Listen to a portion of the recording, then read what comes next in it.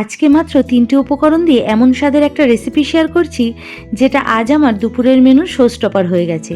খেতে এতটাই ভালো লাগছিল যে পুরো ভাত সবাই এটা দিয়েই সাবার করে দিয়েছে। আজ বানিয়েছি শিম বাটা। খুব সাধারণভাবেই বানিয়েছি, কিন্তু এতটা টেস্ট হবে বুঝিনি। তাহলে আরেকটু বেশি করে বানিয়ে নিতাম। যাই হোক, রান্নাটা দেখিয়ে দিই চলো। সবার প্রথমে কড়াইতে সর্ষের তেল গরম করে দিয়ে দিয়েছি 2 চামচের মতন কালো জিরে, আর দিয়ে দিয়েছি বেশ খানিকটা পরিমাণে রসুন।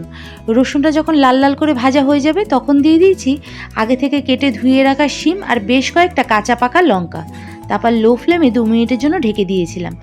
ঢাকনাটা খুলে দিয়ে দিলাম স্বাদ মতো নুন, চিনি আর সামান্য একটু হলুদ গুঁড়ো। এবার সব কিছুকে ভালো করে নাড়াচাড়া করে নিতে হবে।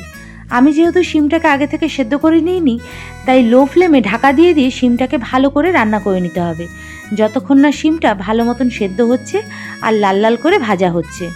আমি এইভাবেই 2 থেকে 3 বার লো ফ্লেমে ঢেকে ঢেকে রান্না করে নিয়েছি। শিমটা ভাজা কমপ্লিট হয়ে গেছে। এবার বেটে নিলেই একদম রেডি শিম বাটা। গরম ভাতের সঙ্গে খেতে অপূর্ব লাগে। বাড়িতে অবশ্যই ট্রাই করবে আর আমাকে জানাতে একদম ভুলবে না কেমন লাগলো তোমাদের।